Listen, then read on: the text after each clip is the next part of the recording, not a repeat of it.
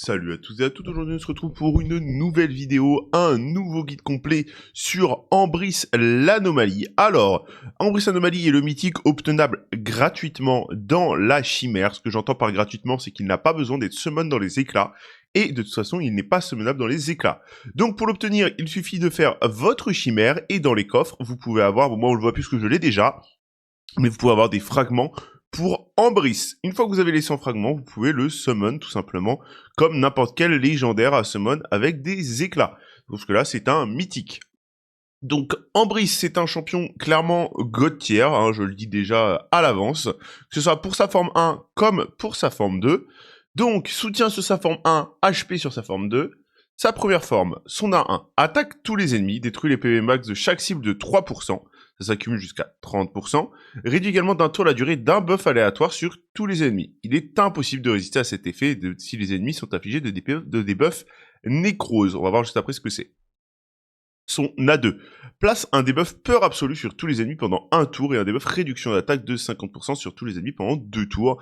Impossible de résister à cet effet si les ennemis sont affligés de debuffs nécrose encore une fois et ça accorde un tour sup. Donc un peu de contrôle, bon malheureusement c'est pas un contrôle qui est super intéressant parce que c'est une peur absolue et c'est 50-50 et on n'aime pas trop la RNG quand on joue en PVP. Son A3 attaque tous les ennemis. Retire les buffs peau de pierre et les remplace par un debuff peur absolue. Les debuffs blocage de debuff seront remplacés par des debuffs blocage des buffs. Et ça va faire la même chose pour tous les buffs positifs en buffs négatifs. En gros, c'est-à-dire que si vous avez une augmentation d'attaque, ça va mettre un break attack. S'il y a un renforcé, ça va mettre un affaiblissement, etc., etc. C'est impossible de résister à ces effets si les ennemis sont affligés encore de debuffs nécrose. Ça volera 5% du compteur de tour de la cible pour chaque buff converti. Et ça va réduire le compteur de tour de tous les ennemis de 20%. Donc c'est vraiment pas mal. En plus de ça, ça retire les stone skins, comme je l'ai dit tout à l'heure, à 100%. Vous savez, normalement, un perso qui vient voler ou retirer un debuff, ça a que 50% de chance de marcher sur le stone skin. Et ben, ce sort-là, non, c'est du 100% de chance. Vous êtes sûr de retirer les debuffs peau de pierre.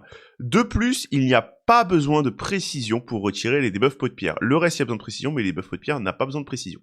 Attention, il y a quand même quelques exceptions. Les exceptions sont par exemple la Blessing Cage lumineuse, ça peut protéger le stone skin qui fait que vous le retirez pas, ou encore les coups faibles. Ce sont les deux grosses exceptions. La troisième exception, ça va être la main de décréation qui peut empêcher de retirer le stone skin, tout simplement. Voilà, bah super, j'ai des follow alors que je suis en train de faire une vidéo YouTube. Donc c'est les trois exceptions qui font que je ne retirerai pas le pot de pierre. Ensuite, il a un passif qui fait que dès qu'un ennemi est tué, ça va mettre un debuff nécro sur tous les ennemis. Il va être impossible de résister, impossible de retirer. Le seul moyen de retirer le debuff nécro, c'est qu'il ressuscite son allié que vous avez tué, enfin l'ennemi du coup que vous avez tué. Plus il y a d'ennemis morts, plus il y a des debuffs nécrose. Si vous tuez 3 ennemis, il y aura 3 debuffs nécrose sur les champions restants. Ça, c'est super fort parce que la nécrose, on va dire que c'est un peu similaire à la brûlure.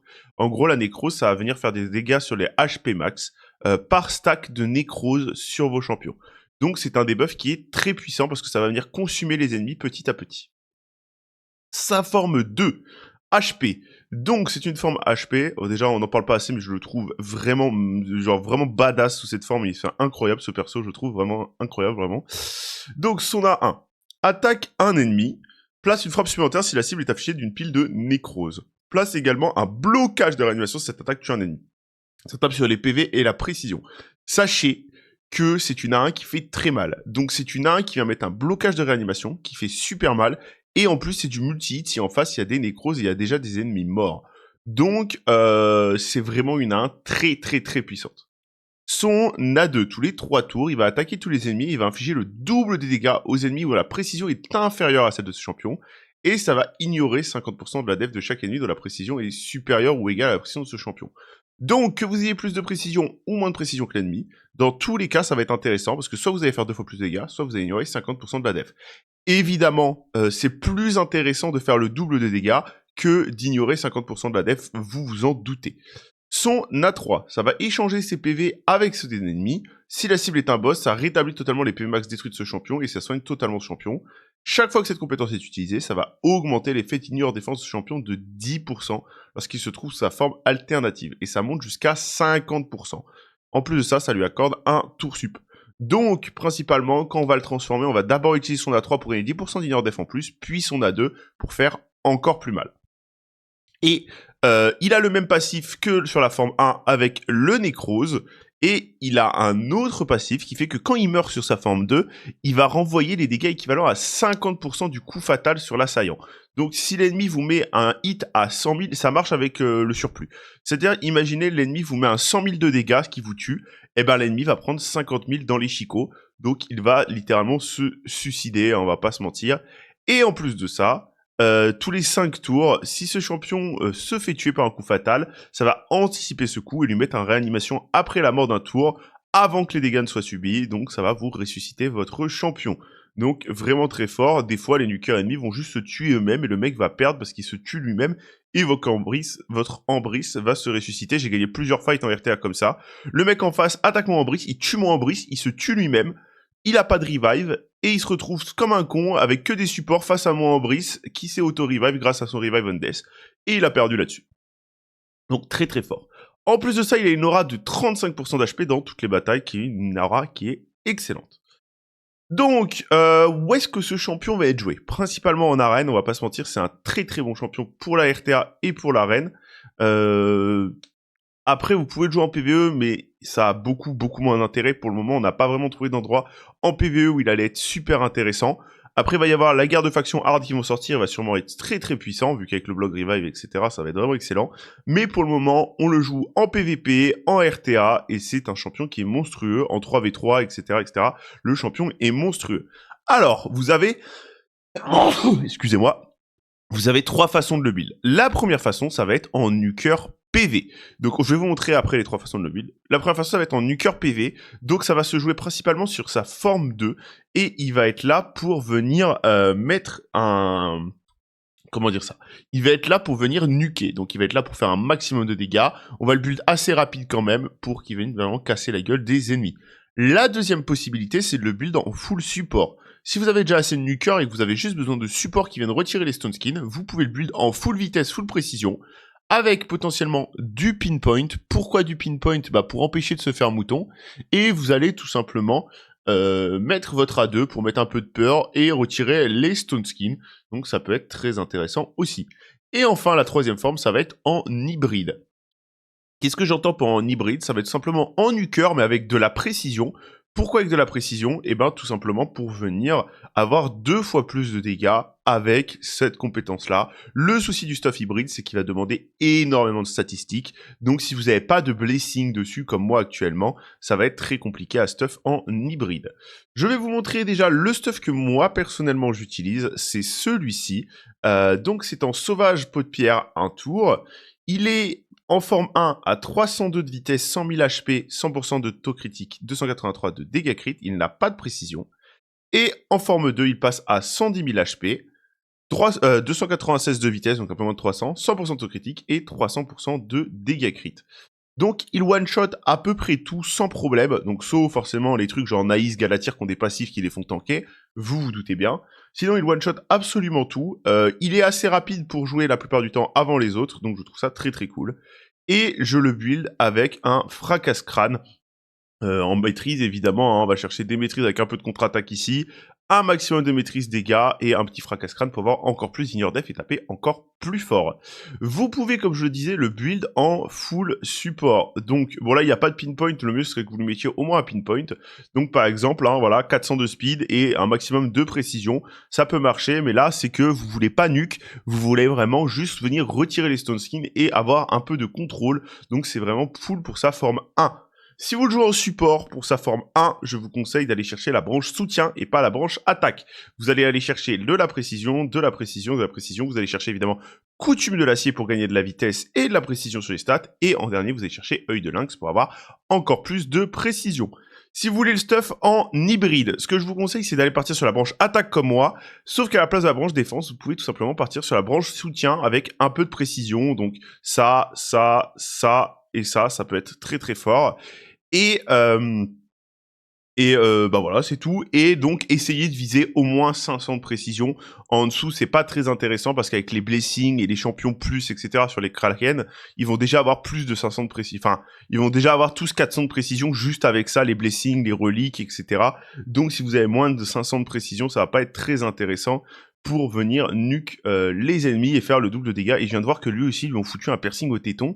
Plarium, qu'est-ce que vous avez avec les piercings au téton?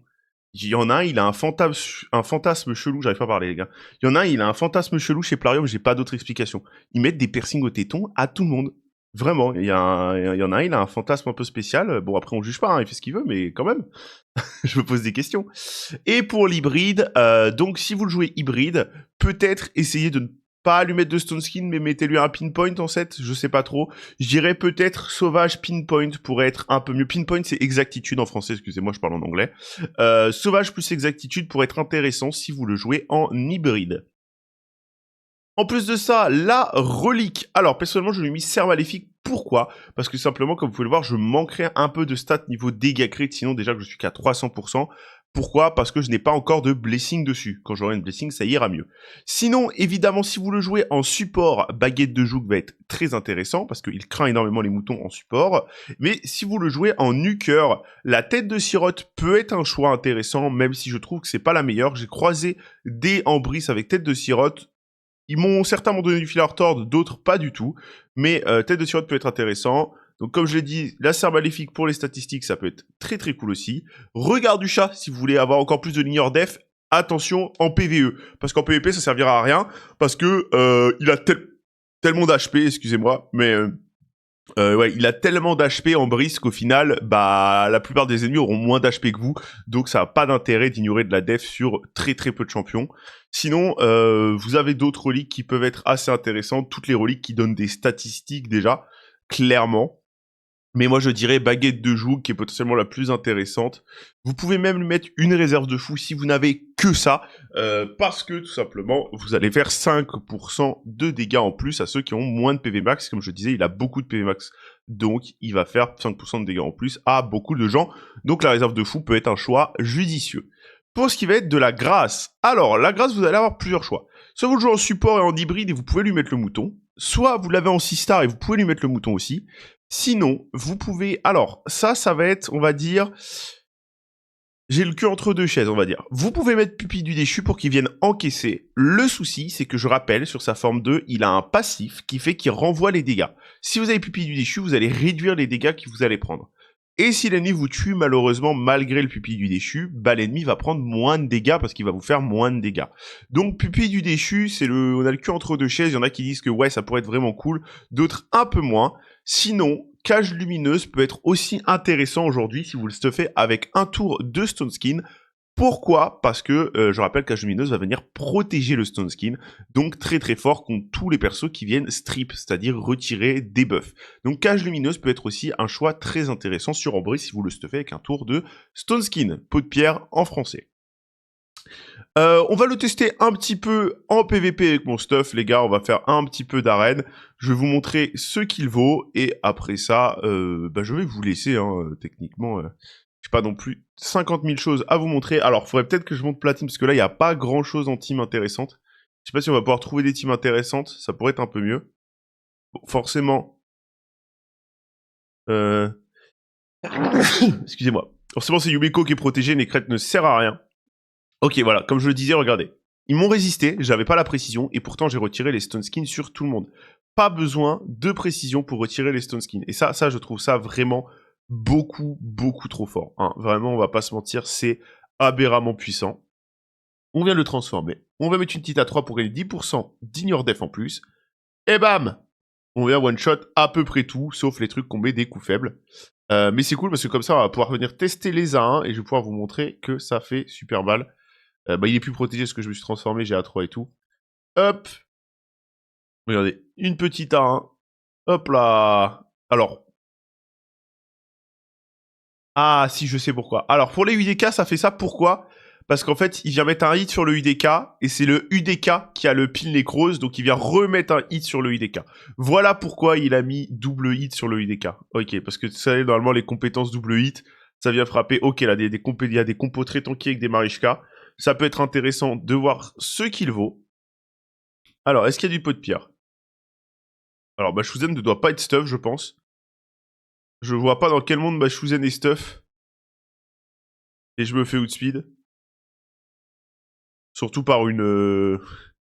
Surtout par ça, quoi. Ah putain, super. Je me fais stun, je me fais provoque, toujours plus. Est-ce que j'ai le droit de jouer, s'il vous plaît? Ok, parfait. On vient se transformer. On va mettre une petite A3 pour gagner 2 ligneurs def. Et bam!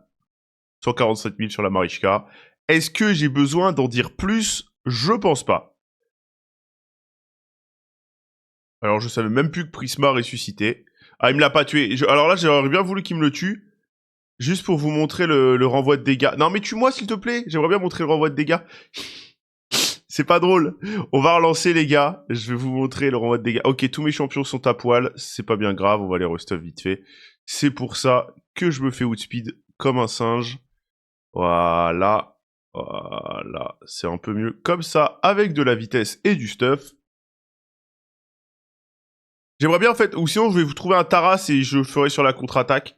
Mais j'aimerais bien vous trouver une équipe où le mec en face me one... Alors oui, non, pas comme ça. Pas comme ça. Alors comment il m'a cut là? Alors là, je sais plus, les gars. S'il n'y a pas une Taras... Il y a une Taras Marichka. Magnifique. Ok. Vous savez quoi? Je vais direct me transformer juste pour vous montrer la contre-attaque. Pour vous montrer que je peux mourir... Hop. On se transforme. On vient à 3. Je vais à un Marichka. Voilà. Il me le tue pas. Il fait pas de dégâts. C'est une vague. C'est un running gag, les gars. C'est un running gag. Après, il a pas de bless. Il a pas de buff. Mais quand même. Il y a pas... Là, il y a un Siegfried. Il y a un Siegfried et un Gizmak. Ils vont faire mal. Siegfried et Gizmak, vous allez me faire des dégâts. J'ose espérer. Après, je crois que sa team, elle est preset n'importe comment. Ok. Je vais lui en mettre une à Siegfried. Comme ça, il va venir tour sub direct. Ok, magnifique. Ah, ben oui, je suis con parce que du coup, j'ai eu le blocage des dégâts. Et en plus, Siegfried est con. Car qui va, les gars. Y'a rien qui va. C'est dramatique. Il me le tue pas. Il fait pas de dégâts, son champion. Y'a rien qui va, les gars. J'essaye de vous montrer les dégâts du renvoi de dégâts de son passif. Y a pas un mec qui a un champion qui fait des dégâts. Y a pas un mec qui a un champion qui fait des dégâts. S'il vous plaît, y a bien un joueur quelque part qui a un champion qui stuff correctement. Bon, au moins, ça montre qu'en Brice, tank sévère. Ça, les gars, là-dessus, au moins, vous l'avez vu. En Brice, c'est un gros tank. Il a aucun problème pour encaisser. Ok, là, ça devrait le faire. En Brice n'a aucun problème pour encaisser, hein. C'est vraiment un sac d'HP. Donc ça, c'est plutôt cool. Hop. On va venir mettre une A3. Je vais les locks, c'est pas bien grave. Ok, je vais me transformer. Magnifique. Voilà, on va mettre une A1 sur Marius, par exemple. On s'en fout. Le but, c'est de voir le renvoi de dégâts, ce que ça va donner. On va faire contre-attaquer le Marius. Il m'a coup faible. Voilà. Vous l'avez vu? Exactement, parfait. Ce que je voulais montrer depuis tout à l'heure, enfin. Comme vous avez pu le voir, j'arrive pas à articuler, Siegfried, magnifique. Ça, en plus, sur un Siegfried, je pouvais pas vous montrer mieux. Siegfried, vous vous rappelez, il a un passif qui fait que quand il va mourir, normalement, il prend un bloc damage. Et ben là, avec Ambris, le perso va juste, tout simplement, se tuer lui-même, et ça ne va pas déclencher son passif. Et donc ça, c'est incroyable. Le seul avec qui ça déclenche le passif, malheureusement, c'est Arnorn, parce que c'est un champion de con. Hein, voilà, j'ai pas d'autre explication. Le seul avec qui, malheureusement, le passif va quand même se déclencher, et il va quand même avoir son passif, ouais, ça va être le Arnorn. Sinon, pour tous les autres champions, ça va se passer comme là, et le champion en face va juste se tuer comme un idiot, excusez-moi. Il va se tuer comme un idiot sur votre Ambris. Et ça, je trouve ça trop bien. Vraiment. Le fait que vous avez des trucs comme Siegfried et tout qui viennent se suicider sur votre champion, je sais qu'il y a beaucoup de gens qui ont du mal à contrer les Siegfried, etc. Et ben désormais, c'est beaucoup moins difficile, tout simplement parce qu'il y a juste à les laisser se tuer. Il y a juste à les laisser se tuer eux-mêmes. Et à partir de là, bah, vous pouvez gagner le combat assez facilement. Ok. On va mettre une petite à 3, une petite à 2. Bam! Voilà, 143 000 et tout. Hein. On n'a aucun mal à faire des dégâts. On vient one-shot le Taras, on lui met un bloc revive. Donc voilà, en plus pour les dégâts, comme vous pouvez le voir, le machin est une bête. Hein. Il vient vraiment faire très très très mal. Est-ce que je repars une grosse team? Level 74. Alors, double Taras Marichka, on va tester, même si je suis pas sûr que ce soit vraiment très... Je vais me faire démonter la gueule, à mon avis. Bon, après, Necrète aussi, il sert pas à grand chose. J'aurais peut-être le virer, le Necrète. Hein. Hop. Bon, là, je vais me faire péter la gueule, non, parce que j'ai un tour de skin, donc ça va aller. Ah, sérieusement? Voilà.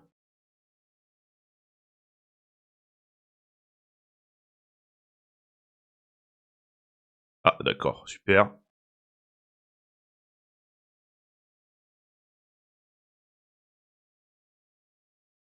Là, je vais pas pouvoir jouer, hein. Je crois que je vais pas pouvoir jouer. Je me suis mangé un stun, là, malheureusement.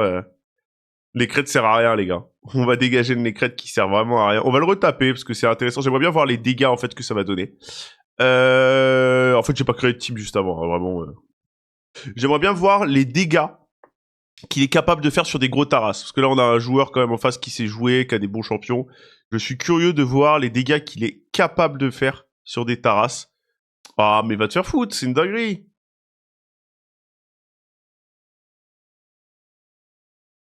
Hop.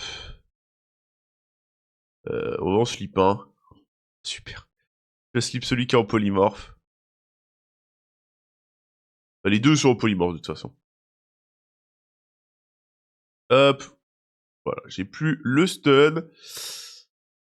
C'est parfait. On se transforme. Je veux voir les dégâts qu'il est apte à faire sur les Taras. Hop, on va mettre une à 2. Voyons voir. Il one-shot pas la Marichka. Voilà, bon, Taras s'est suicidé littéralement. Voilà. Ça, les gars, ça, c'est trop bien, ça. Comme vous pouvez le voir, les deux Taras se suicident sans aucun problème. Genre, vraiment, les Taras se suicident littéralement. Bon, je vais pas gagner le fight pour autant, parce que je vais me faire slip en boucle et je vais mourir, mais les Taras se suicident. Et ça, en RTA, c'est juste aberrant. Je suppose que vous vous en doutez, ça en RTA, c'est aberrant. De toute façon, les gars, j'ai fait une vidéo en RTA, si vous voulez le voir, je vous mettrai le lien dans la description. Mais il y a une vidéo sur ma chaîne YouTube où je le teste en RTA et vous pouvez voir ce que ça donne. Là, le but, c'était pas de gagner les combats. Hein. Si je veux gagner les combats, les gars, j'en lance un avec voilà, mais ça là-dessus, je vais lui péter la gueule. Forcément, double Taras, c'est pas fait pour passer là-dessus parce que Taras a ses contre-attaques et Taras au mieux des champions qui multi pour le counter, vous savez très bien. Mais de toute façon, le champion est fait pour la RTA. Donc vous vous doutez que le champion est broken en RTA. Sur ce les gars, j'espère que la vidéo vous a plu. Vous avez eu les infos que vous voulez sur Ambris. N'hésitez pas à lâcher un petit like, à venir voir en live sur Twitch. Allez vous abonner à la chaîne Rediff, vous abonner à cette chaîne. Des bisous. Ciao ciao. Ah ouais, puis aussi, si j'étais à moitié shooté, les gars, c'est normal. Hein. Je viens de me lever, donc je suis pas sûr sur la meilleure idée de faire des vidéos quand je viens de me lever. Allez, des bisous.